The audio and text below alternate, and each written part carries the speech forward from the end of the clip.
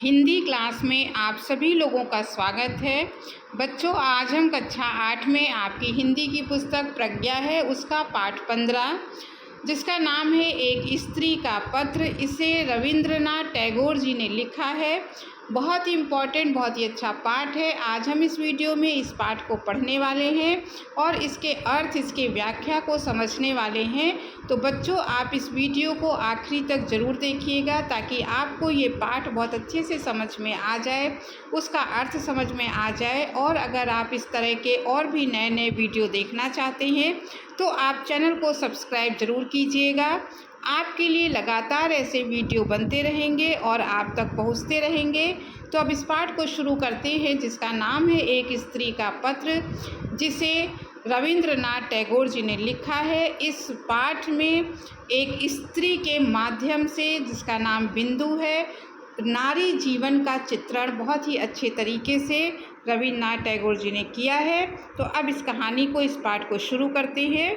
ये एक पत्र के रूप में, पाठ पत्र के रूप में है। यहाँ पर पत्र लिखा गया है तो पत्र लेखन के रूप में आपका पूरा पाठ मिलेगा। पूज्यवर, आज 15 साल हमारे ब्याह को हुए। तब से हम तब से साथ ही रहे। अब तक चिट्ठी लिखने का मौका नहीं मिला। तुम्हारे घर की मंझली बहू जगन्नाथपुरी आई थी। तीर्थ करने आई तो जाना कि दुनिया और भगवान के साथ मेरा एक और भी नाता है, इसलिए आज चिट्ठी लिखने का साहस कर रही हूँ। इसे मंझली बहू की चिट्ठी ना समझना। तो एक घर की एक मंझली बहू है, वो गई है जगन्नाथपुरी दर्शन करने के लिए। वहाँ से उसने कहा कि हम परिवार में 15 साल एक साथ रहे, लेकिन हमने एक दूसरे को कोई चिट्ठी, कोई पत्र नहीं लिखा। लेकिन आज मैं जब घर से बाहर निकलकर जगन्नाथपुरी आई हूँ तो मैं आपको एक पत्र लिख रही हूँ और पत्र के माध्यम से मैं अपनी व्यथा को, अपने जो विचार हैं उन विचारों को मैं प्रकट कर रही हूँ। इसे मंझली बहू की चिट्ठी ना समझना। वह दिन याद आता है जब तुम लोग मुझे देखने आए थे। अब यहाँ पर पुरानी बातों को याद करती हुई मंझली बहू कहती है कि मुझे वो दिन याद आता है जब तुम लोग मुझे देखने के लिए, शादी के लिए देखने मेरे घर आए थे। मुझे 12वां साल लगा था। तब मैं 12 साल की थी। सुदूर गांव में हमारा घर था, मैंने हमारा घर गांव में था। पहुंचने में कितनी मुश्किल हुई तुम सबको। मेरे घर के लोग आओ भगत करते करते हैरान हो गए। विदाई की करुण धुन गूंज उठी। मैं मंझली बहू बनकर तुम्हारे घर आई। तो मंझली बहू चिट्ठी में लिखती है कि शादी तय हो गई और विदाई की बेला आ गई और मैं मंझली बहू बनकर तुम्हारे घर में आ गई। सभी औरतों ने नई दुल्हन को जांच परख कर देखा। सबको मानना पड़ा कि बहू बहुत सुंदर है। मैं सुंदर हूँ ये तो तुम लोग जल्दी भूल गए, पर मुझ में बुद्धि है, ये बात तुम लोग चाहकर भी ना भूल सके। अब मंझली बहू यहाँ लिखती कि मैं सुंदर हूँ, ये बात तो तुम लोग बहुत जल्दी भूल गए थे, लेकिन मैं बुद्धिमान भी हूँ, मेरे अंदर बुद्धि भी है, ये तुम लोग भूल ना सके। माँ कहती थी औरत के लिए तेज़ दिमाग भी एक बला है। मतलब वो कहती है कि मेरी माँ कहती थी कि अगर महिलाओं का, नारियों का दिमाग तेज हो तो उनके लिए एक बला, माने एक मुसीबत ही होती है। लेकिन मैं क्या करूं, तुम लोगों ने उठते बैठते कहा ये बहुत तेज है। मैं बुद्धिमान थी तो मुझे घर में हर समय ये सुनना पड़ता था कि ये बहू बहुत ही तेज है। लोग बुरा भला कहते हैं सो कहते रहें, मैंने सब माफ़ कर दिया। मैं छिप छिप कर कविता लिखती थी। कविताएं थी तो मामूली, लेकिन उसमें मेरी अपनी आवाज़ थी। अब मंझली बहू लिखती है कि मुझे कविता लिखने का शौक़ था। मैं तुम सबसे छिप छिप कर कविताएं लिखा करती थी। कविताएं बहुत अच्छी तो नहीं होती थी, लेकिन मैं उसमें अपने मन की भावनाएं प्रकट करती थी। वे कविताएं तुम्हारे रीति रिवाजों के बंधनों से आज़ाद थी। मेरी नन्ही बेटी को छीनने के लिए मौत मेरे बहुत पास आई, उसे ले गई। अब यहाँ पत्र में वो भी लिखती है, अपने दर्द को बयां करती है कि मेरी एक छोटी नन्ही बेटी जो पैदा हुई थी मौत उसे मेरे हाथ से, मेरी गोद से छीन कर लेकर चली गई, पर मुझे छोड़ गई, लेकिन मेरी मौत नहीं हुई। माँ बनने का दर्द मैंने उठाया, पर माँ कहलाने का सुख ना पा सकी। तो यहाँ पर कहती है मछली बहू कि मैं माँ ज़रूर बनी, बच्चे को मैंने जन्म ज़रूर दिया और माँ मैं कहलाई, लेकिन माँ कहने वाला कोई मुझे नहीं बचा। इस हादसे को भी पार किया, इस कठिन दुख की घड़ी को भी मैंने सहन किया। फिर से जुट गई रोज़मर्रा के कामकाज में, गाय भैंस सानी पानी में लग गई। तुम्हारे घर का माहौल रूखा और घुटन भरा था। ये गाय भैंस ही मुझे अपने से लगते थे, इसी तरह शायद जीवन बीत जाता। तो वहाँ पर मछली बहू लिख रही है कि मैं अब अपने बेटी के जाने का, मौत का गम भूल गई थी और मैं रोज़मर्रा के काम करने लगी थी, उसमें अपना मन लगाने लगी थी। तुम्हारे घर में इतने बंधन थे, इतने रीति रिवाज थे कि वो जो वातावरण था तुम्हारे घर का मुझे बहुत ही घुटन भरा लगता था, और जो जानवर हैं वही मुझे अपने से लगते थे। आज का ये पत्र लिखा ही नहीं जाता। तो उसने कहा शायद मेरा जीवन इसी तरह पूरा बीत जाता। आज का ये पत्र शायद मैं लिखती ही नहीं कभी, लेकिन अचानक मेरी गृहस्थी में ज़िंदगी का एक बीज आ गिरा। ये बीज जड़ पकड़ने लगा और गृहस्थी की पकड़ ढीली होने लगी। जेठानी जी की बहन बिंदु अपनी माँ के गुजरने पर हमारे घर आ गई। कहती ये पत्र मुझे आज क्यों लिखना पड़ा, क्योंकि मेरे जीवन में एक नया मोड़ आ गया। मेरी जो जेठानी थी, उनकी जो बहन थी, उसका नाम बिंदु था, उसकी माँ जब ख़त्म हो गई तो वो अपनी दीदी के घर अर्थात हमारे घर रहने के लिए आ गई। मैंने देखा तुम सभी परेशान थे। जेठानी जी के पीहर की लड़की, ना रूपवती ना धनवती, जेठानी दीदी इस समस्या को लेकर उलझ गईं। एक तरफ बहन का प्यार तो एक तरफ ससुराल की नाराज़गी। अब ससुराल वाले माने तुम लोग उस लड़की को रखना नहीं चाहते थे, वो लड़की अनाथ हो गई थी। अब दीदी जो है इस समस्या से बहुत परेशान थी। अनाथ लड़की के साथ ऐसा रूखा बर्ताव होते देख मुझसे रहा न गया। मैंने बिंदु को अपने पास जगह दी। जेठानी दीदी ने चैन की सांस ली। गलती का बोझ मुझ पर आ पड़ा। तो मुझे ये अन्याय बिंदु के साथ होते मुझे अच्छा नहीं लगा, तो मैंने बिंदु को अपने पास रखने का निश्चय किया और बिंदु को मैंने अपने पास रख लिया। पहले मेरा स्नेह पाकर बिंदु सकुचाती थी, पर धीरे धीरे वो मुझे बहुत प्यार करने लगी। बिंदु ने प्रेम का विशाल सागर मुझ पर उड़ेल दिया। मुझे कोई इतना प्यार और सम्मान दे सकेगा ये मैंने सोचा भी ना था। तो धीरे धीरे बिंदु जैसे मेरे पास समय गुजारने लगी, बिंदु मुझे बहुत प्यार करने लगी। मुझे कोई इतना प्यार करेगा ऐसा मैंने जीवन में कभी सोचा नहीं था। बिंदु को जो प्यार दुलार मुझसे मिला वो तुम लोगों को फूटी आँखों ना सुहाया। मैंने जो बिंदु को प्यार दुलार किया वो तुम लोगों को अच्छा नहीं लगता था। याद आता है वो दिन जब बाजूबंद गायब हुआ। बिंदु पर चोरी का इल्ज़ाम लगाने में तुम लोगों को पल भर की झिझक नहीं हुई। अब मंजली बहू याद करती है कि बाजूबंद एक दिन घर में गायब हो गया था। सब लोगों ने तुरंत बिंदु पर चोरी का इल्ज़ाम लगा दिया। बिंदु के बदन पर जरा सी लाल घमोरी क्या निकली। लोग झट बोले चेचक। किसी इल्ज़ाम का सबूत ना था। सबूत के लिए उसका बिंदु होना ही काफ़ी था। तो कहते तो उसको एक बार दाना निकल आया, घमौरी जो गर्मियों में निकल आई, लेकिन तुम लोगों ने कहा उसको चेचक निकल आई है, क्योंकि तुम लोग उसे पसंद नहीं करते थे तो बार बार में उसे नीचा दिखाते थे। बिंदु बड़ी होने लगी, साथ साथ तुम लोगों की नाराज़गी भी बढ़ने लगी।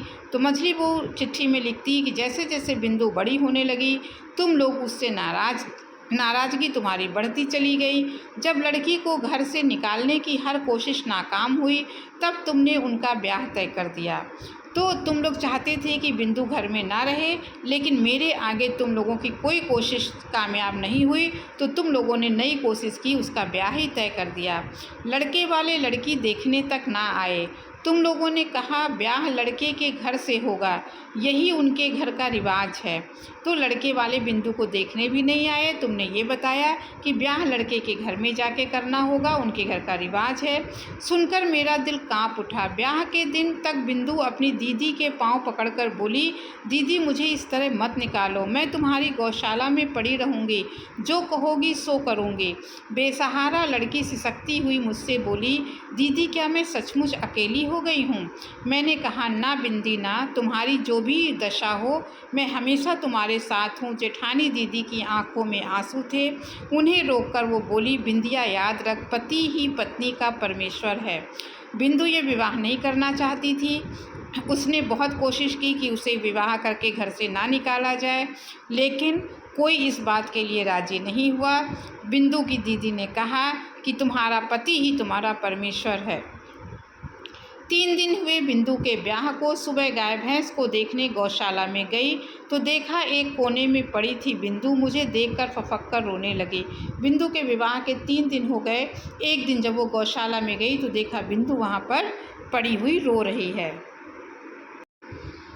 बिंदु ने कहा कि उसका पति पागल है। बेरहम सास और पागल पति से बचकर वो बड़ी मुश्किल से भागी है। तो मंझली बहू ने जब बिंदु से पूछा कि यहाँ कैसे आई, अभी 3 दिन का विवाह हुआ है, उसने कहा उसका पति तो पागल है और सास भी बहुत बेरहम है। किसी तरह बचती हुई मैं यहाँ पर वापस आ गई हूँ। गुस्से और घृणा से मेरे तन बदन में आग लग गई। मैं बोल उठी, इस तरह का धोखा भी भला कोई ब्याह है? तू मेरे पास ही रहेगी, देखूं तुझे कौन ले जाता है। अब मंझली बहू बहुत गुस्सा हो गई। उसने कहा, मुझे इतनी गुस्सा आई कि मैंने कहा कि तुम मेरे पास ही रहोगी, देखें अब कौन तुम्हें ससुराल ले जाता है। तुम सबको मुझ पर बहुत गुस्सा आया। सब कहने लगे बिंदु झूठ बोल रही है। कुछ भी देर बिंदु के ससुराल वाले उसे लेने आ पहुँचे, लेकिन घर वाले राजी नहीं हुए और बिंदु के ससुराल वाले भी थोड़ी देर बाद उसको लेने आ गए। अपमान से बचाने के लिए बिंदु खुद ही उन लोगों के सामने आ खड़ी हुई। वे लोग बिंदु को ले गए। मेरा दिल दर्द से चीख उठा। मैं बिंदु को दोबारा उस घर में जाने नहीं देना चाहती थी, पागलों के घर में, लेकिन बिंदु स्वयं आ गई कि मैं उस घर में जाऊंगी ताकि मुझे अपमानित ना होना पड़े, और वहाँ पर वो चली गई। मैं बिंदु को रोक ना सकी। मैं समझ गई कि चाहे बिंदु मर भी जाए, अब वो कभी हमारी शरण में नहीं आएगी। मुझे ये बात उसी दिन समझ में आ गई थी कि अब बिंदु ससुराल से वापस कभी नहीं आएगी। तभी मैंने सुना कि बड़ी बुआ जी जगन्नाथपुरी तीर्थ करने जाएंगी। मैंने कहा, मैं भी साथ जाऊंगी। तुम सब ये सुनकर खुश हुए। तभी मुझे पता चला कि मेरी जो बड़ी बुआ जी हैं वो जगन्नाथपुरी जा रही हैं। तो मेरा भी मन बहुत दुखी था बिंदु की ऐसी विवाह के कारण। तो मैंने भी कहा कि मैं भी वहाँ जाऊँगी। मुझे वहाँ जाते देखकर तुम लोग बड़े खुश हुए। मैंने अपने भाई शरद को बुला भेजा। उससे बोली, भाई अगले बुधवार को मैं पुरी जाऊँगी, जैसे ही भी हो बिंदु को भी उसी गाड़ी में बिठाना होगा। अब अपने भाई को मैंने बुलाया कि मैं पुरी जा रही हूँ अगले हफ्ते, और बिंदु को भी तुम ससुराल से लाकर मेरी गाड़ी में बिठा देना, मैं बिंदु को अपने साथ ले जाऊँगी। उसी दिन शाम को शरद लौट आया। उसका पीला चेहरा देखकर मेरे सीने पर सांप लौट गया। मैंने सवाल किया, उसे राजी नहीं कर पाए? शरद उसी दिन वापस आ गया था। मंझली बहू ने पूछा, क्या उसको राजी नहीं किया मेरे साथ जाने के लिए? उसकी ज़रूरत नहीं। बिंदु ने कल अपने आप को आग लगाकर आत्महत्या कर ली। शरद ने उत्तर दिया। मैं स्तब्ध रह गई। मैं तीर्थ करने जगन्नाथपुरी आई हूँ। बिंदु को यहाँ तक आने की ज़रूरत नहीं पड़ी, लेकिन मेरे लिए ये ज़रूरी था। उसने कहा, बिंदु ने आत्महत्या कर ली आग लगा के, और मैं यहाँ पर आई हूँ। बिंदु को यहाँ ज़रूरी नहीं था क्योंकि वो भगवान के यहाँ चली गई। जिसे लोग दुख कष्ट कहते हैं वो मेरे जीवन में नहीं था। तुम्हारे घर में खाने पीने की कमी कभी नहीं हुई। तुम्हारे बड़े भैया का चरित्र जैसा भी हो, तुम्हारे चरित्र में कोई खोट ना था। मुझे कोई शिकायत नहीं है, लेकिन अब मैं लौटकर तुम्हारे घर नहीं जाऊंगी। मैंने बिंदु को देखा। घर गृहस्थी में लिपटी औरत का परिचय मैं पा चुकी। अब मुझे उसकी ज़रूरत नहीं। मैं तुम्हारी चौखट लांघ चुकी। इस वक्त मैं अनंत नीले समुद्र के सामने खड़ी हूँ। मंझली बहू ने कहा कि मैं तुम्हारी गृहस्थी के जंजाल से वापस आ गई हूँ, बाहर निकल आई हूँ। मुझे तुमसे अपने पति के लिए कहती कि मुझे तुमसे कोई शिकायत नहीं है, लेकिन मैं दोबारा अब उस घर में वापस नहीं आऊँगी। तुम लोगों ने अपने रीत रिवाजों के पर्दे में मुझे बंद कर दिया था। ना जाने कहाँ से बिंदु ने इस पर्दे के पीछे झांककर मुझे देख लिया, और उसी बिंदु की मौत ने हर पर्दा गिराकर मुझे आज़ाद किया। मंझली बहू ख़त्म हुई। उसने कहा, अब मंझली बहू ख़त्म हो गई। बिंदु ने मुझे उस घर गृहस्थी से आज़ाद कर दिया।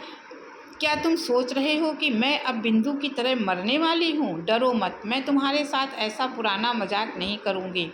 तुम ये ना सोचो कि मैं भी आत्महत्या कर लूँगी बिंदु की तरह। मैं ऐसा करने वाली नहीं हूँ। मीराबाई भी मेरी तरह औरत थी।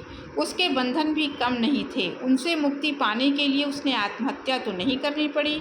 मुझे अपने आप पर भरोसा है, मैं जी सकती हूँ, मैं जीऊँगी। तो उसने, मछली बहू ने मीराबाई का उदाहरण दिया कि मीराबाई के जीवन में भी कितने संकट थे, लेकिन उसने आत्महत्या का रास्ता नहीं चुना। मैं भी आत्महत्या नहीं करूँगी, मुझे भरोसा है मैं अकेले जी सकती हूँ और मैं जी कर दिखा दूँगी। तुम लोगों के आश्रय से मुक्त, मृणाल। ये लिखा है रविन्द्रनाथ टैगोर ने। तो ये पूरा एक पत्र था, एक स्त्री के मन की बात थी, जो स्त्री कभी नहीं अपने मन की बात जीवन में कह पाई, पत्र के माध्यम से उसने अपनी भावनाओं को व्यक्त किया। तो बच्चों, आपको इसका अर्थ अच्छे से समझ में आ गया होगा। वीडियो अगर अच्छा लगा हो तो आप चैनल को सब्सक्राइब कीजिएगा, लाइक कीजिएगा, अधिक से अधिक शेयर कीजिएगा। अब अगले वीडियो में फिर किसी टॉपिक के साथ मिलेंगे, तब तक के लिए धन्यवाद।